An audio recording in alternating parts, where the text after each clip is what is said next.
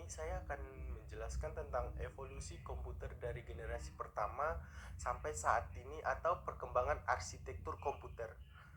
Sebelumnya saya akan memperkenalkan diri. Perkenalkan, nama saya Firmansyah Samring, nomor induk mahasiswa 22 11 4772 dari kelas informatika 4. Oke, yang pertama komputer generasi pertama dari tahun 1940 sampai 1959.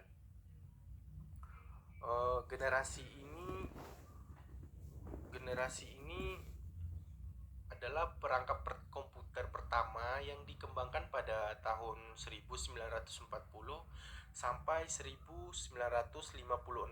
Komputer ini digagas oleh Konrad Zuse, seorang insinyur asal Jerman. Komputer generasi pertama menggunakan tabung hampa udara sebagai sirkuit dan drum magnetik untuk memori. Komputer ini juga mengandalkan bahasa mesin, yaitu level bahasa pemrograman paling rendah yang bisa dimengerti oleh komputer.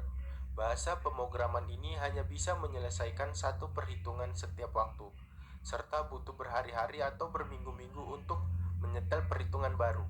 Komputer generasi pertama memiliki kelebihan kecepatan yang cukup efisien dan merupakan komputer yang pertama kali menggunakan monitor serta keyboard. Namun, komputer generasi pertama besarnya hingga bisa mengisi seluruh ruangan.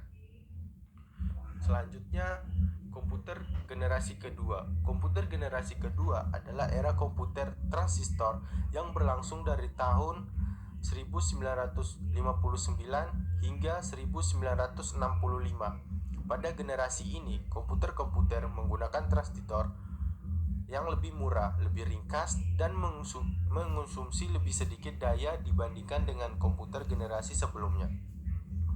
Pada generasi kedua, inti magnetik digunakan sebagai memori utama dan cakra magnetik serta kaset digunakan sebagai penyimpanan sekunder. Komputer generasi kedua memiliki kecepatan yang lebih baik dibandingkan dengan generasi sebelumnya, namun masih memiliki keterbatasan dalam hal kapasitas, memori, dan kemampuan pengelolaan data.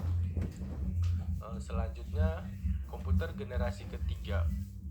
Komputer generasi ketiga muncul pada era 1965 sampai 1971 dan merupakan perkembangan yang paling pesat dari perkembangan komputer yang ada. Komputer generasi ketiga dicirikan dengan menggunakan sirkuit terintegrasi yang menggabungkan beberapa transistor dalamnya.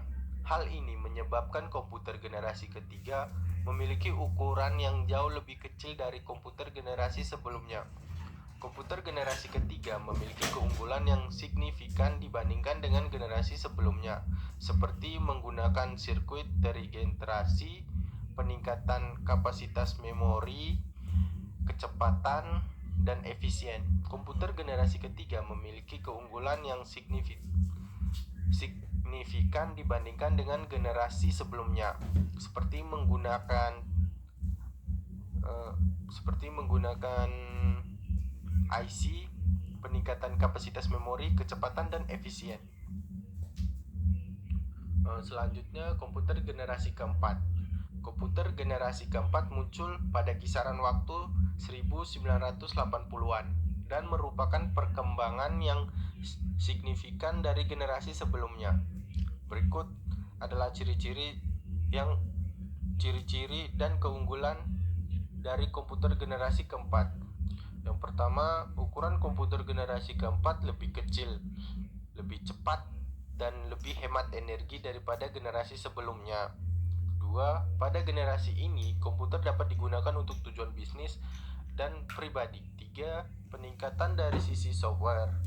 4. Kapasitas memori lebih besar dan dapat menyimpan jutaan karakter. Selanjutnya, komputer generasi kelima. Pada generasi ini telah dilakukan pengembangan dengan yang dinamakan Josephson Johnson teknologi yang akan menggantikan chip yang mempunyai kemampuan memproses triliunan operasi per detik, sementara teknologi chip hanya mampu memproses miliaran operasi per detik. Komputer pada generasi ini akan menerjemahkan bahasa manusia. Manusia dapat langsung bercakap-cakap dengan komputer serta adanya penghematan energi komputer. Oke, itu adalah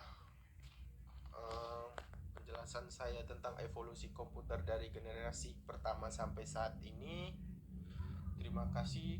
Assalamualaikum warahmatullahi wabarakatuh.